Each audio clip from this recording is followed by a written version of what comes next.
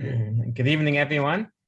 Thank you for joining us once again for the Fifth Avenue Synagogue Sunday Speaker Series. And tonight we have the opportunity to hear from Marc Lasry, Chairman, CEO, and co-founder of Avenue Capital Group and owner of the NBA championship Milwaukee Bucks. Honorary Fifth Avenue Synagogue, Ezra Merkin, will formally introduce Marc. Needless to say, the Merkin family as a whole have played an integral role in the synagogue since its very foundation. Ezra and Lauren continue to play a very pivotal role. They are active in the shul leadership and one of the key families that are spearheading the shul renovation project. I want to thank them both, Ezra and Lauren, for their commitment, their dedication, and their sacrifice to ensure that our community is a thriving community. They spend a lot of time, a lot of effort, and truly care about the entire community, the shul, and to see that it has a bright future with God's help. And Ezra, of course, is obviously instrumental in the Sunday night speaker series and helped arrange this evening's program as well. Marc, before we begin, I just want to point out the obvious, that the last time the Milwaukee Bucks won the championship was in 1971, 50 years ago. You spoke to our community, the Fifth Avenue Synagogue, and next thing you know that you win the championship. You know, if you come to Shul Shabbos, maybe we could be talking dynasty, who knows? So I just want to throw that out there. We'll have a nice seat for you and some warm chalent if you want to. Thank you. And President Gold will help facilitate this evening's program along with Ezra Merkin. Ezra, if you could please formally introduce Marc.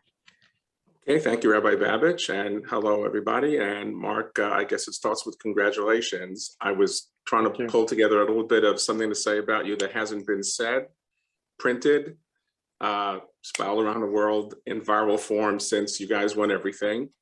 And it occurred to me that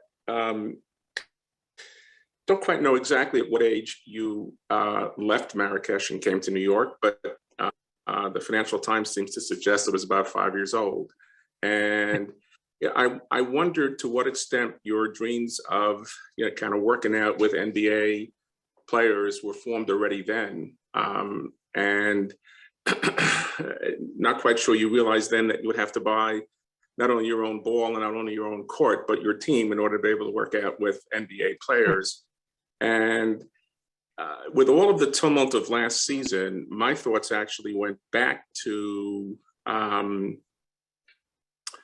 guess last June, if I'm not mistaken, 19th. The reason I remember the date is our son, Gabriel, and daughter-in-law, Deborah, were married the next day. But that Saturday night, we watched the last game, I think, in the Nets-Bucks series. And last time I presented an unnecessary and needless introduction of you, I talked about the two big rule changes in the NBA history, the 24-second rule and the three-point shot. Yeah. And that game all came down to basically the last second and the last shot. And I assume you were there in Brooklyn. We've chatted about it. But so when Kevin Durant took that shot and his size 16 shoe, I don't really know, was on a line or wasn't on a line. And the shot, once it went in, was either 3 points or 2 points. And the Nets were either going to win or you guys were going to drag us into overtime. I don't know what I don't know where you were sitting. I don't know what your perspective was, but did you think it was a 3 or a 2? And did you think the season had all of a sudden come to an end? Or did you think heroically, since if I remember correctly, you guys were down, I think the first 2 games, you lost that series and the rest was all coming back, including phenomenal games. But Durant was great and Giannis was great. And as you were sitting there, did you think you were going back to Milwaukee? Or did you think it was over as that shot dropped in? Well, I think when it went in and you heard the fans scream, I was in total shock. And my son was sitting next to me because we were courtside. And I said to him, what was that? Was that a 3? Was that a 2? What did we win? Did we lose? What the hell just happened? Right. And he was funny. He just said, he goes, I think it was a 2. He goes, don't worry, I think it's a 2. And then I look at our coach and he's looking at me, and nobody knows, right? I mean, we're all hoping it's a 2. So they do the replay and they quickly see that it was definitely a 2, that Phil was online. So I was like, okay, great. We didn't lose, it's overtime. Nope. So No, it's overtime, right? yeah, so at least Okay, so after hopefully we win. right, so after the heart attack subsided, because it might have been a 3, and you kind of turned to overtime, did you think it was going to go your way in overtime? I don't know if you remember, the Nets barely scored a field goal in overtime. And They scored 2. Yeah. They scored 2? They only scored 2 points and we scored 4. Yeah. Right, Yeah. I was going to say, and the whole thing was like 6 points. But I think when people remember the game, they really do remember the KD shot as much as they remember, how it all worked out. So, it's basketball and things turn on, fractions of a second. And I sometimes wonder if KD had a smaller foot or if his sneaker was smaller, if he didn't have as much padding in that sneaker, whether the shot would have dropped in and they would have said it was a 3 and not a 2.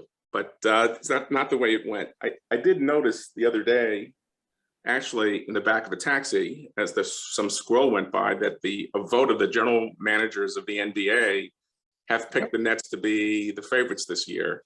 And Jake's going to get into this a little bit, but it's basketball, and it's what did you do for me yesterday? And as wonderful a time it was for me to see you, my friend, in a t-shirt and a cap, trying to hoist this trophy up at the end of the 7th game. And I didn't say I was rooting for the Bucks, but I was certainly rooting for you.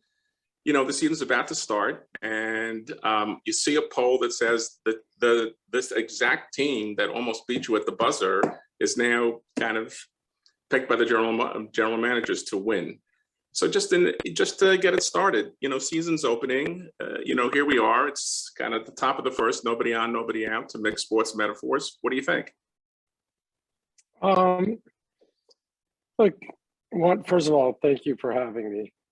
You guys have been very kind, and you're right. Durant did, by the way, an enormous service, because the next day, Gabriel and Deborah were getting married, and the night before the wedding can sometimes be a little bit tense, but everybody just watched the game. That's all we talked about. So you never know where you have these peripheral benefits. I agree. No, look, I think when you look at it today, the Nets are the favorites. I mean, they are, because they've got sort of 2 top 5, 2 top 10 players. Kyrie's a top 20 player. So I think, it's them and us. I like our chances. I really do. I think we have huge advantages. We've been able to beat them. Our team, our team actually plays exceptionally well together. So look, it'll be what it is. And, the good news is, from what I've seen, it only gets decided on the court, not by basketball GMs. So I'm not that worried about it. We're going to see them this Tuesday. So we see them Tuesday night, because that's our opening night, and we get our championship rings that night. And, they'll be there watching the whole thing. So we'll get a nice taste of what the season's going to look like Tuesday night. But I like our chances. I think we have as good a chance as anybody to get to the NBA Finals, simply because we've got the same team coming back. They've played together. Drew Holiday started last year, but now we've played a whole season with him. So I think there's a lot of comfort level. And look, at the end of the day, Giannis is one of the best players. Kevin Durant's one of the best players. It is who makes those shots, like you said, and there'll be close games. Last time we came out on top. Hopefully we'll come out on top again. So Marc, first of all, thank you for coming back. Ezra and I got the same feedback. People thought we were sending out our old interview. So I tried to explain to people this is a brand new interview. So when we left off last time, Ezra and I, and I think the rabbi, you were like, had the best record, if I recall. Yeah. You were in a bubble. We talked about COVID. and somehow you guys got wiped out in the first round. So Second round. second round. By the way, that's a big difference. That's a big difference. It's huge. That's a huge difference. So before we go on to the accolades and all of the exciting things that have happened, but let's go back to the bubble and talk about the bubble and kind of maybe what you think happened, because everyone thought you guys had it that year. I mean, that you guys were predicted to go all the way, and I'm curious your thoughts. You're a distressed investor, so let's talk about the distress part. Like, what do you think happened in that bubble? Was it the bubble that made it not work, or what's your perspective? I think a lot of it, there was a huge amount of chemistry before COVID, and things were going extremely well. Team was playing well. There was a huge amount of focus. And I think when COVID started and we went down to the bubble, it, for whatever reason, right or wrong, it didn't feel right. Some of the players, I don't think, wanted to be there. It was hard for some of the players. And, for whatever reason, things, when you look at how we played while we were in the bubble, we just didn't play that well. And yeah, we beat the Magic in the first round. The Heat, it was a close game. They called a foul on Giannis at the end where we had won the game, and then Jimmy Butler made the free throws, so they won it, so they were up 2-0. Giannis got hurt, and because of that, it was just hard for us as a team to come back. So I think there we really had some bad luck. And look, and I think that's basketball. If you sort of look at, usually the team that wins a championship is the team that stays healthy. When you lose your best player, it's really hard. I think for us, if you think about what happened this year, we lost Giannis, when we were playing in Atlanta, and Giannis had that gruesome injury, or looked gruesome. And yet, he was back in the NBA Finals, but we were able to win the next 2 games without Giannis. So I think ultimately you do need your best player. I think the team played really well this year. There was more chemistry. It was, I think there was definitely a purpose. I think us losing to Miami galvanized the players more, but I think the bubble, for whatever reason, the bubble was great for Miami, and I think for us it wasn't great. There were some teams where it really brought them more together, and I think for other teams, our players like playing in front of fans. Our players, you couldn't have family members down there, so I don't know. There was a bunch of issues, and it's too bad it just didn't work out. Yeah, so there are 2 things that you just mentioned, which I thought about. Like, Milwaukee has the best record, but you lose that whole home field advantage. Yep. So you lose that fan base. And then you mentioned the family dynamics. And I think they also weren't allowed really to go certain places, right? I mean, weren't they really? Couldn't leave. Yeah, so it's kind of like being in camp, I guess, when you're used to being home and running around. Yeah. So I think you're 100% right that certain teams got lucky and acclimated, and certain teams didn't. Yeah. So let's turn into the next year. The next year, just remind me, I don't think you really had fans. You had half the base, or it wasn't like a normal year either, right? With COVID, you're what? No, you started off. No, you started off the season with no fans. Right, which is hard. And yeah, it was just you would go, and I'd go to the games, and same thing. I mean, I think it's just weird. I mean, to be honest with you, it's just weird. You'd go, you have you have music, but I think it's like you're playing in a gym, and I think for the players, it was hard. You had pictures of fans on TV. They did something. Yeah, but they do the pictures. Right. Yeah, it wasn't good. But then what happened is, as the season wore on, depending on the jurisdiction you were in, you could have 10% fans. Then it became 15. Then it became 20, 25, 30. And it kept moving up. And for us, so that by the time we got to the finals, you could have a full stadium. Oh, that's great. Yeah, so it was actually really, really good. Same thing for the Suns. Everybody, it was absolutely sold out for both teams. Yeah, one thing I want to compliment you, but I've never seen so many fans when the games were in Phoenix. I don't know how you did that. I'd like you to tell us about that. But how many fans did you have either in the Milwaukee arena or outside? I mean, it looked enormous. It was. We have this thing called the Deer District. Really, it's between sort of where our stadium is, and we have this big open space. And the idea was when we built it, that hopefully about 5 or 10,000 people would congregate and be there to watch the games because we have some big screens. And it really took a life of its own. And what would happen is as the playoffs were moving on, it started becoming 10,000, 15, 20, 30, 40, 50. It got all the way up to like 70,000. Wow. Just outside packed.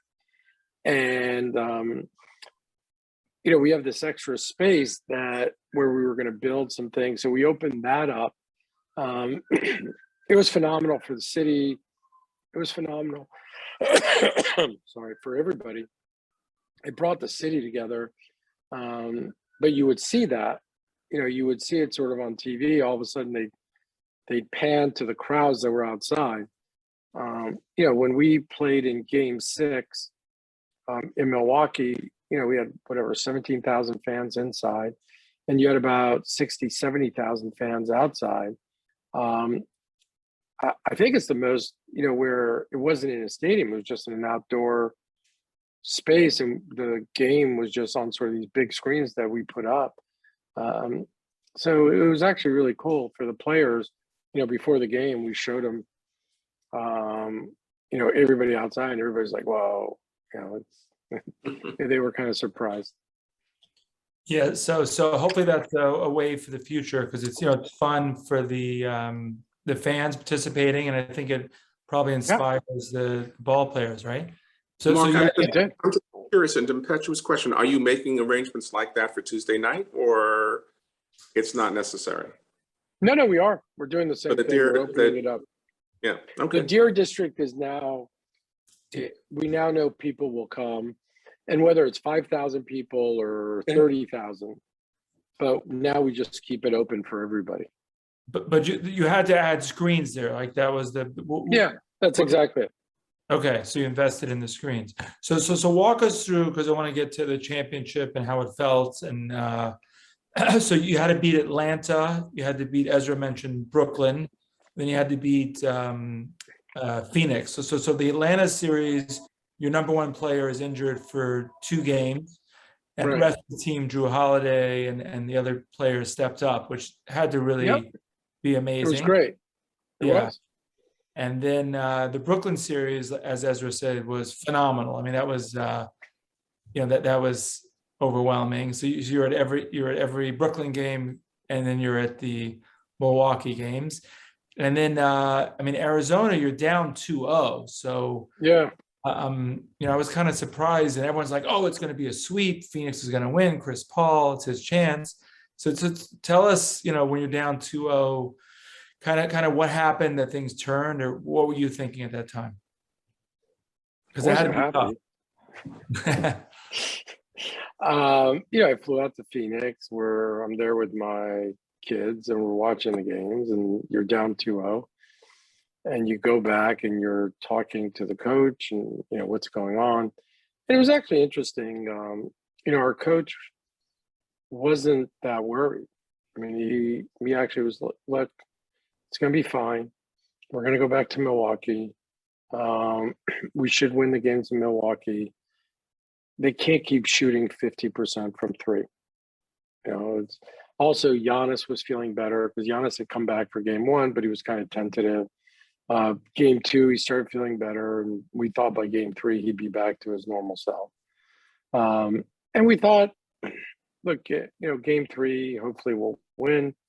And sort of, there's this old adage in basketball that series doesn't really start until you lose at home, right? So that, And so, yeah, they won the first 2 games. We should win the next 2. So we ended up coming back to Milwaukee. You know, we win game 3, and they're tight games, and you know, we win game 4. So now you're okay, best 2 out of 3, right? And you got to go down. Now you got to go to Phoenix, but now we feel the momentum's on us. The momentum was on them when they came to Milwaukee.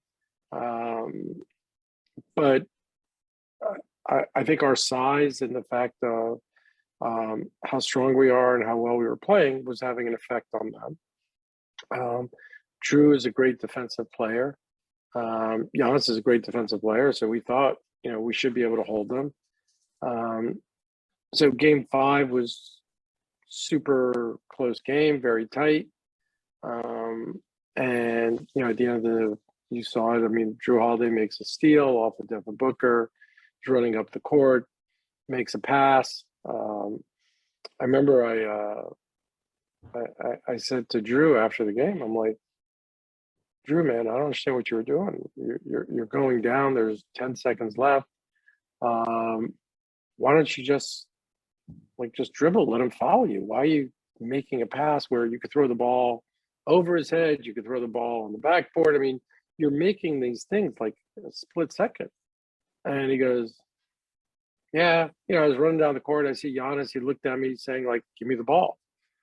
And big guy wants the ball, you give him the ball. So I knew if I threw it up in the air, I thought he'd catch it and dunk it. I threw it, you know, high,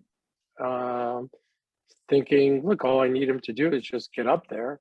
And look, it was a ballsy play. I mean, it was, because the normal play is really just trying to run out the clock, get fouled, go to the foul line. Right. It reminds me of what J.R. Smith did with LeBron, if you remember, with Cleveland. Yeah, I do. Yeah. Right. So sometimes it's better to pass to a shooter. Yes. That's smart. But Chris Middleton also stepped up really big. Yeah. He was phenomenal. So you have the main core is back, right? Your big 3, I'll call them. Yeah, they are. They're I mean, Drew is locked in for the next 4 years. Giannis is locked in for the next 5 years.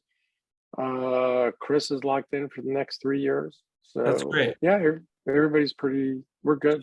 So talk about, I mean, I know you're a very successful business person. You're very humble, but, you know, not many owners get to win a championship and experience that. So, you know, for us that don't understand it, maybe explain what that was like, you know, that night, and maybe talk about the parade and sort of, you know, what happened and what that felt like, please.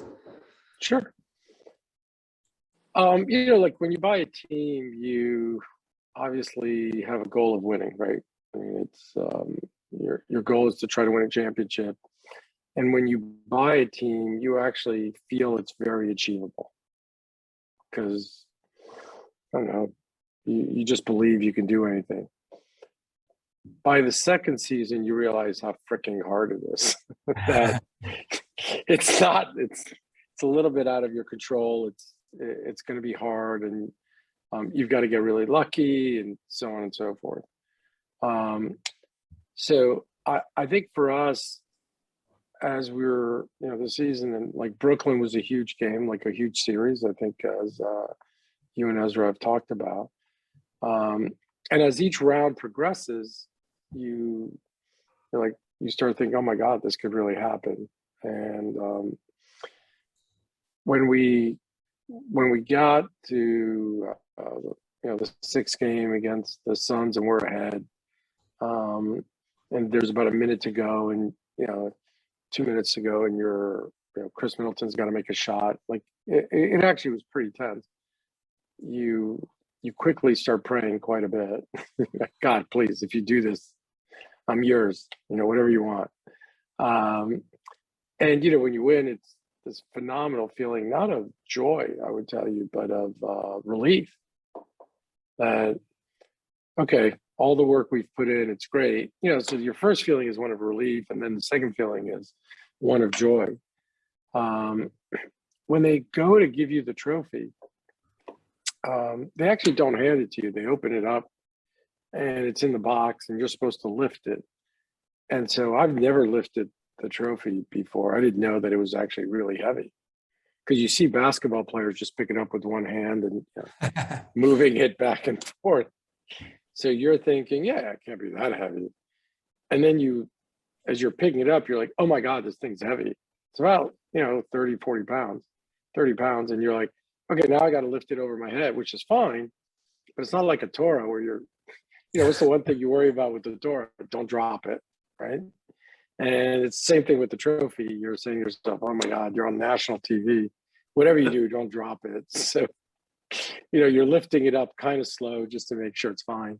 But yeah, it was a great feeling. Only explain, Mark, why you looked equally concerned and happy. That was exactly it. And I thought maybe it was the want to cat drop it. blocking your expression, but you looked, for a guy who had just won it all, you were looking pretty nervous there for a second. I was I'm sure. nervous Right. because I didn't realize how heavy it was, and then I'm like, okay, fine. So where does the trophy come to rest? Where does the trophy come? Where does it end up? So it ends up with us. So what happens is Tiffany's makes the trophy. So they make 2 trophies. So every year they make a new one. But one the NBA has, which they have all the time. And then the second one is the one that's given to the team that wins. And that stays in our trophy room. So, and then you get, as the winner, you get to contact Tiffany's and have one made for yourself that I'll have in my house. Oh, great. Talk about the rings. So all the players get rings and all the owners, how does that work? So you try to, after you win, literally, I think like 2 weeks later, you start planning the ring. And you got to first pick the designer, and the players get involved, and all the different things that you want on a ring. So our ring is, we get it on Tuesday. It's, I found out today, actually. The designer was in LA. They send it by armored car. All the rings, come by from LA. And so all the players get a ring. All the owners get a ring, whether you're a minority owner or not. The coaches. So, sort of everybody within the organization will end up getting a ring. It's big, it's gaudy. I doubt I'll wear it. I mean, I'm happy to show it, but I don't think it, it's big. It's like a huge ring. It takes up, I think you could put it on. Sorry, put it on. Oh, it's okay. You could put it on 2 fingers.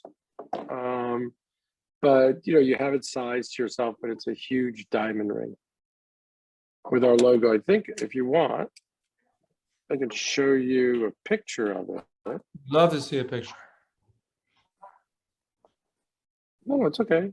Well, Mark, the nice thing about having your NBA trophy at home is there's always room for the ring next to it. Yeah, there is. Let's see. I'll just show you what here it is. This is how it'll look. Let's see, something like. Oh, wow. Wait a minute. Hold on. Here, something like that. Huh. A lot of antlers. So, yeah, a lot of antlers. Yes. So tell us a little bit about the parade. So the parade is always in the hometown, and that's is on a weekday, or it's a couple of days afterwards. It ended up being 2 days after, and you had about 100,000 people. So you go and you go from the arena, and it's about a mile drive. And it's lined on the streets, it's open. So yeah, it's kind of cool. It was actually a lot of fun. All the players spoke, everybody talked about it. So it was, it was actually, we had about 100,000 people. Each member of the team spoke, so it was fun. So I imagine whatever you want to run for in Milwaukee, they'll vote you in. I mean, you brought a lot of excitement to Milwaukee. I think for this year, yes. Then we'll see what happens next year. Right. But yeah, I think the city, everybody was thrilled. So walk us through the draft. I saw I don't know if Ezra saw the draft, but how did you end up? Did you I don't remember, to be honest with you. We ended up, we had the 31st pick. So it was really a second round draft pick. That's why I remember. You weren't in the first round. Okay. So you got a second. Right. We had traded our first round draft pick. We had moved down with Houston to get PJ Tucker at the time. That's great. Yeah. So, I mean, I think for us, we're pretty excited about our picks. I mean, we'll see. They've done well in the summer league. They've done well in practice, but for them to have meaningful minutes on the team, they're going to have to, sort of get better and keep practicing. Didn't you just release 4 players or something I saw in the news, or am I reading something incorrectly? No, what happens is each NBA team keeps, you start out for training camp with, sort of like, I would say 20 players. And then you keep, got it. Yeah, you keep whittling down to, you've got to start the season with 14. And that's sort of, so probably what you would have read is as we got down to 14. Got it. And last time you educated us very well about the economics of a basketball team, which are, huge numbers, but you don't have to answer this question, but even after a winning season and getting the highest honor, I'm assuming with COVID, your enterprise value went up, and not necessarily did you make money, or am I wrong? Or No, I would agree with that. I think your enterprise value goes up, but the team, mainly because you had a big chunk of your revenue, you couldn't get it because people were not there. But your value, the enterprise value will move up, but not your cash flows. Got it. So one thing I think is important to talk about. So basketball is a touch sport, and there are players like Kyrie Irving, who's not on your team, thank God, refusing to take the vaccine. I assume all your players have taken the vaccine, and I'm just curious, what you want to say. I mean, it's basketball is not tennis or golf, so if one person has the virus, they could spread it. So I was a little surprised that players would think they can get away with it. So I was curious your perspective on it. I think part of that is, they're in perfect health. They're in phenomenal shape. So I think all professional athletes think, I think they think they're immune because they believe even if they get sick, it's fine, right? So I think that's why. But I think right now, I mean, I would tell you probably 95% of the NBA is vaccinated. US population is 65, right? I don't know what the number is. We seem to focus quite a bit on the players who are not vaccinated, as opposed to the fact, we talk about Kyrie, but I actually think the fact that you have 95%, then it'll get to 96, 97%. That's a pretty high rate, for people who are vaccinated.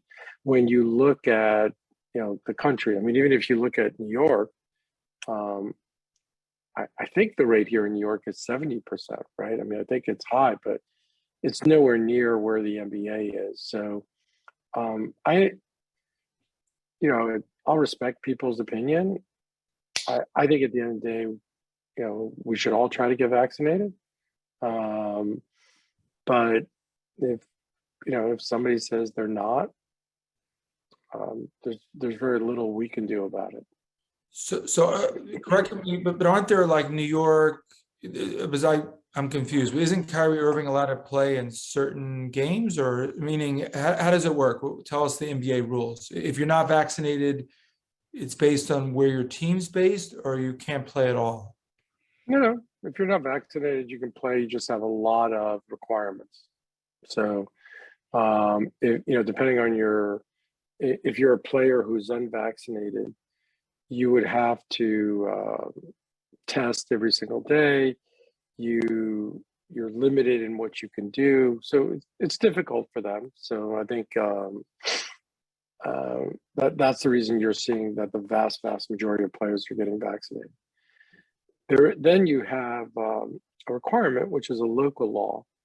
So in New York, I think New York and California, right. Yeah, that you can't be at work if you're not vaccinated. So for Kyrie, he can't play in Brooklyn. If he was in Milwaukee, or if he was in Phoenix, or if he was anywhere else, that wouldn't be an issue, right? But same thing for players in LA.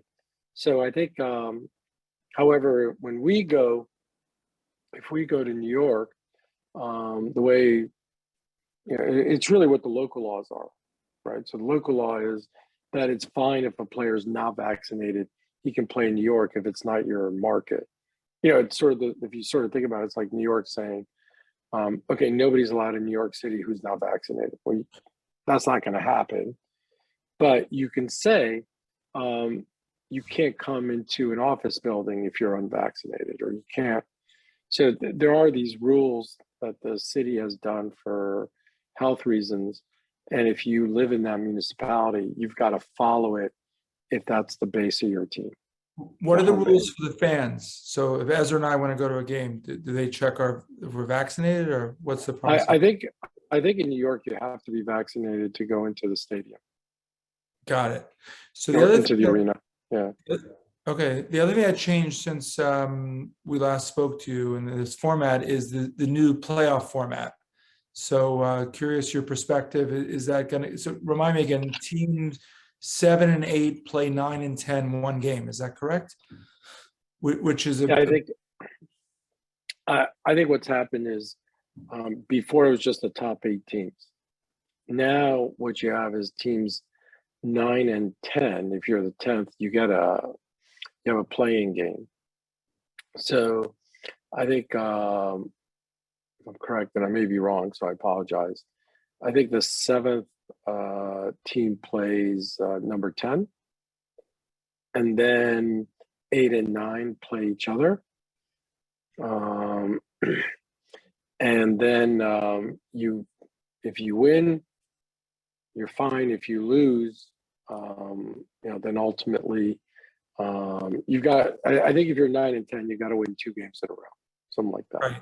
So you think that's good for the league? I assume you voted on it. I mean, you're pro for it, right? Yeah, I think it's great for the league because it makes people, it makes teams want to keep on trying to win. It makes teams want to get to the playoffs. It makes the last few weeks of the season more interesting. So I think it's all positive. Yeah, I agree.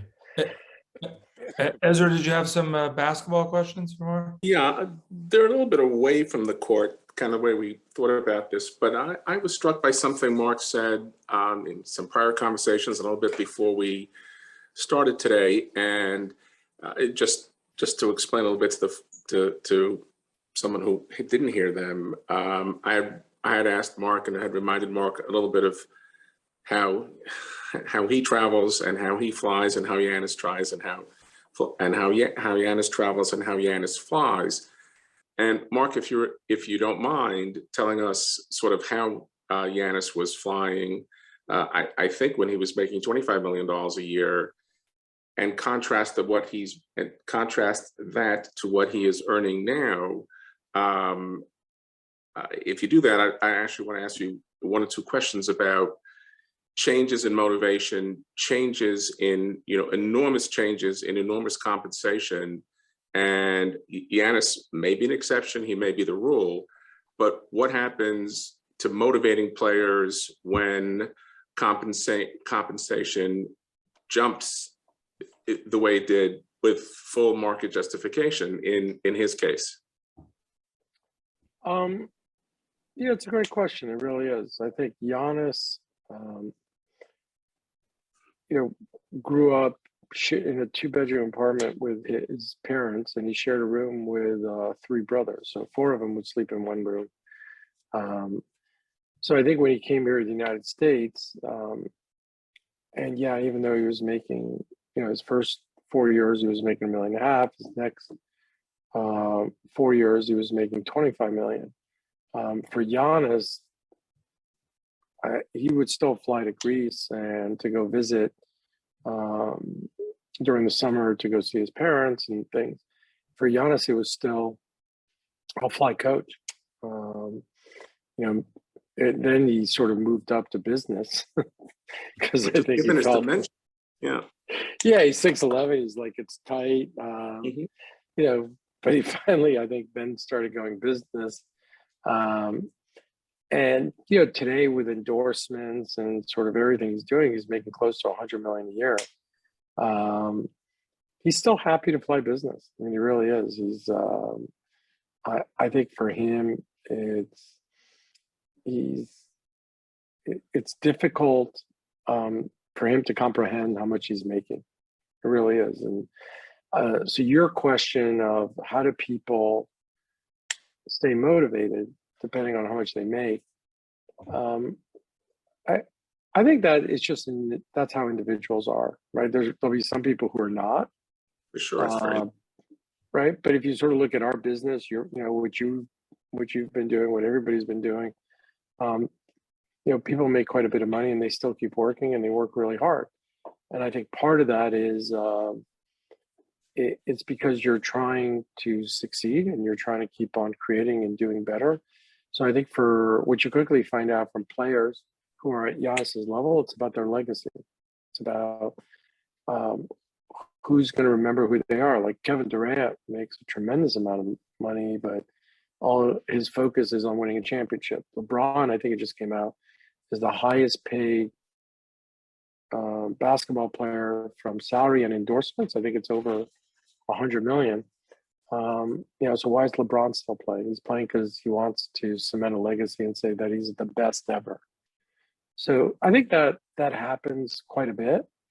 I would tell you, it's funny, players are very, very focused on trying to play as long as they can, because obviously that's, they make a tremendous amount of money while they're playing, and I think when they stop, it's they're not going to make what they were making unless they're really successful in business.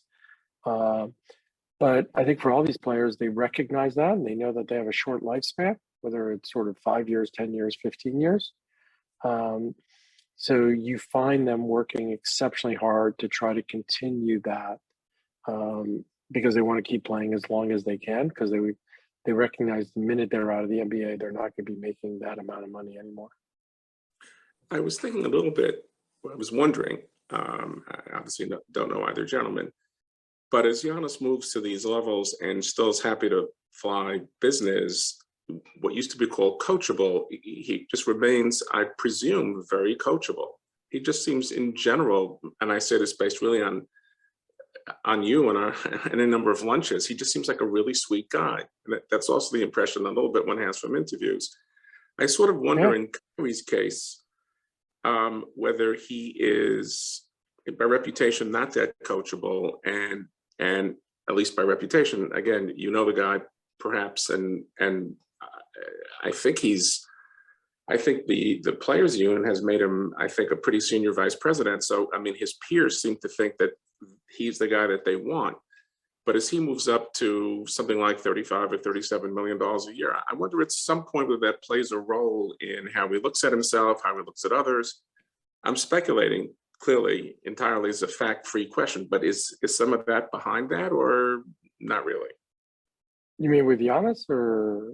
Well, with Giannis as compared to someone like Kyrie, where some of his inability to move back off of a position that isn't necessarily the most rational thing in the world, with a very big dollar stake as well. I mean, essentially, it's half of his income. And I think from what the papers are saying, it's about 17 or 18 million dollars a year, the half, it is. not the Yeah, full. it is. Right. You know, it's easy to say you never find Giannis in that position, but is that part of it? I just wonder at the end how much the money at some point begins to shape things, and it relates to another point, and I'm wondering what you think about this, which is perhaps more so, I think, than any other sport of certainly the big time sports. The NBA players culture is a culture that has very much become part of our society, as compared to the Major League Baseball Players Association, or football, and hockey is yet a different category entirely. And so what NBA players think and do, what, for example, will be the post-career plans, even just financially, stuff in the papers this past week, well, some of the guys who are really getting to the end, 18 and 19 season, it has a little bit of a national issue, because I just wonder how many people there are who think that Kyrie's example is one that should be followed, and given within the world of sports, the really unique status of the NBA player culture in American society, whether this somehow fits into that, and whether there are some negative aspects to that. Now, you may not agree about the player culture, you may see it a little bit differently. I'm just really curious to see how it strikes you. Look, I think what you quickly find out in the NBA is there's just a ton of personalities, and people just view, the world differently. And I think, part of it is we're lucky in that Giannis, no matter how good he is still a kid at heart and loves playing, and his teammates love him, everybody loves him, but he's that rare individual, right? And it's and everybody's trying to find that person for their team, where they're focused on the team. I think what you also see is that a number of players have views, and they have, whether it's views on social issues, whether it's, no matter what the views are, they will some players want to speak out about it, others will keep it to themselves. The difference is you and I at work, nobody's coming to ask us about our views, right? They just aren't. Like, it's not. In my case, nobody should. Yes. Okay, but nobody's asking. Right. They may ask us our views on where we think the economy is going, but it'd be the same thing as if you're asking. You can ask Giannis about how do you think the Bucks are going to do, but if you start asking Giannis about the economy, or you start asking Giannis about social issues, and if he wants to talk about those, and he has every right to, you've got a lot of people who want to listen to that. And I think it's just a function of society today, that society will, I think LeBron James has, I think we talked about this last time, I think he has 90 million, either Twitter followers or Instagram followers, right? And so there's 90 million people who are focused on what he wants to say. Right. I have 500. It's not, it's just, there's a reality to that, right? So and I think if I'm LeBron James, I'm going to use the fact that I got 90 million people following me, right, if I have an opinion on something. He has a platform. Right, he's got a platform, he's going to use it. Right. Well, that goes back to what I was saying. Basketball is uniquely part of American culture. It is. Player culture is uniquely part of basketball culture. I see it, my kids, friends of my kids, when the plane crash happened, some of them were crying. I mean, it was not necessarily, the way they would have reacted. It certainly wasn't the way I reacted when Thurman Munson's plane went down. It wasn't something I took that personally, but these guys were part of their lives. Not like Kobe Bryant. Yeah. Yeah. Yeah, talking about Kobe Bryant. Mark, can I just ask you one other thing? I'm going to just jump ahead of Jacob for 1 second, and it's on views and views of yours, Mark. So a little bit with an eye on the clock, And without really getting deeply into politics, I did want to ask you and make clear that you are someone who is clearly, identifies himself as a Democrat with a lowercase d and an uppercase d. If you want to venture a thought, I'd be curious to hear, a quarter of the term gone by, to what extent you have some view or you think there's some visibility on who the likely candidates might be in the next presidential election. Well, I think on the Democratic side, it'll probably be Biden unless something changes. On the Republican side, I really don't know yet. A lot of it is going to depend on sort of what happens next year in the midterms. If Republicans sweep the House and sweep the Senate, I think it makes it easier for Donald Trump to decide he wants to run for president. If they don't sweep, he may think about it twice. But I think it's we will all know a lot more after the end of next year when we sort of see what happens. Just simply because it's going to give you a feel of where the country is, right? And are people happy with the policies that Biden has put forth? And do they want to see those policies continue? And actually, are they tired of it being a 50-50 split? Do they want to give Democrats, because you have a record number of Republicans who are running in 22 on the Senate side, just like you'll have you have more Republicans running than Democrats, whereas you'll have more Democrats in 24, right? So the question really is, where is the American people? And if they love what Biden is doing, then Democrats will keep control of the House, keep control of the Senate. If they don't like what Biden's doing, they'll give control to Republicans on, either on one house. Yeah, the midterms are very likely to be a referendum on Biden and Biden things. You got to guess about how it goes, or too early to say? I honestly don't know yet. I think it's a bit early. I mean, it seems as if people like what he's doing, even though his poll numbers are going down. I think they want, what you're finding is you've got to galvanize your base. So the base for Biden is on the left, and the base is really on the left, on the progressive side. So, a year is a long way away. But I really don't know yet. I sort of just, I'm like you, I'm sort of seeing what's happening. Right. So Marc, I'm just wondering, is there still a chance that you might join the administration? And is there a Lasry candidate for the Wisconsin Senate, or is that sort of on the back burner? No, my son is running. So for me, I have no interest anymore. I'm very happy doing what I'm doing. Okay. I think my son is running for the U.S. Senate. He's in Wisconsin. He's in the middle of a primary. So right now, it's between him and sort of 4 or 5 other Democrats who are running in the primary, and the primary is next July.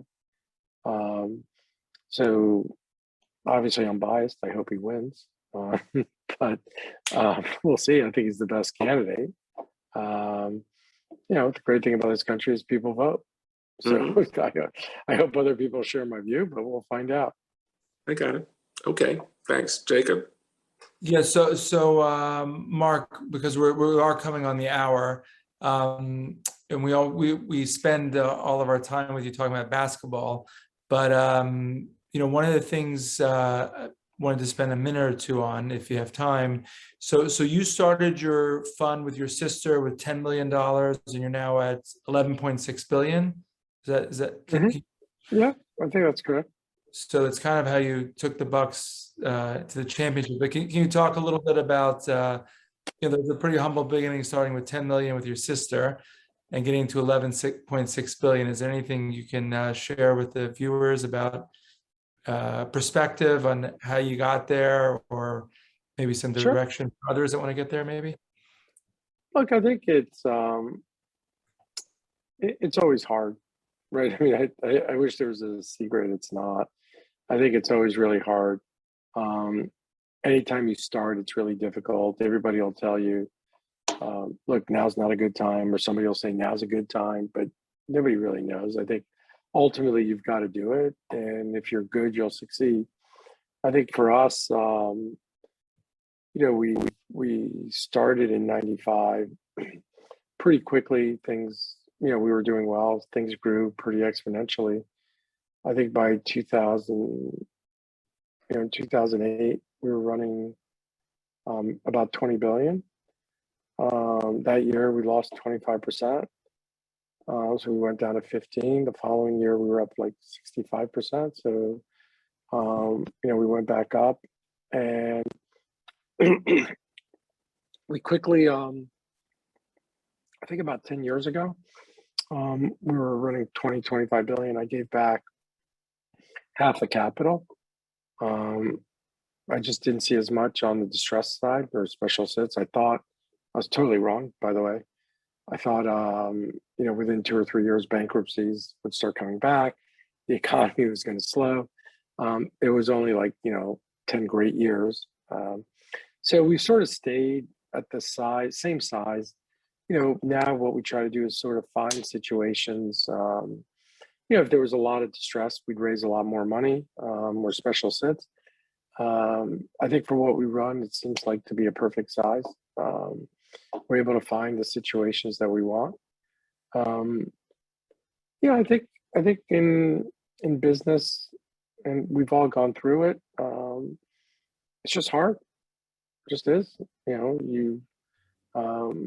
You've got to do well. We're in a business that is it's not that complicated, to be honest with you. If you do well, people give you money.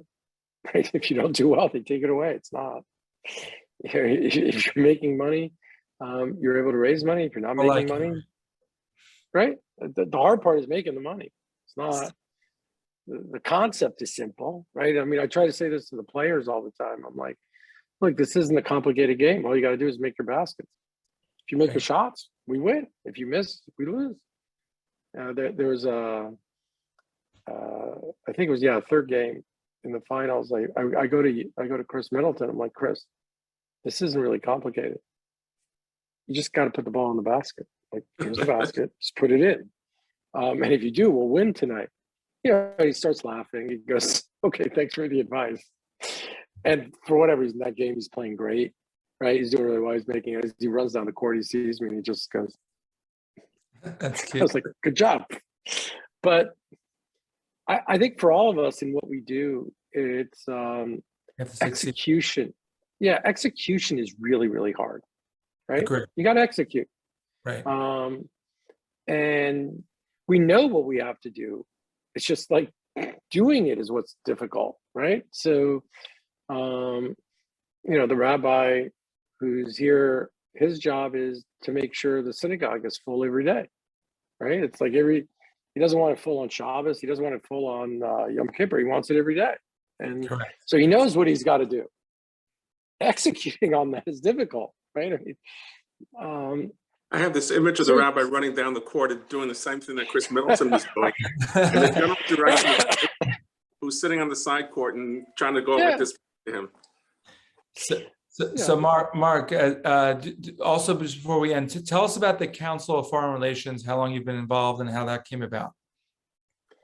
Oh, I got involved a long time ago just because I loved, I was invited by a number of friends to go to a bunch of the speaker series, and and I started going and I thought it was fascinating.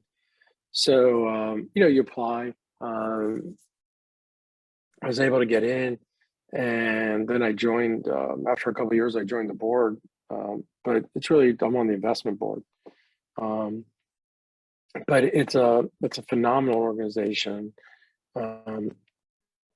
If you use it for what it does, you get to sort of meet these world leaders.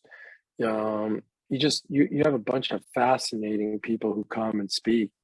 And I sort of find that just really interesting. That's great. You do that.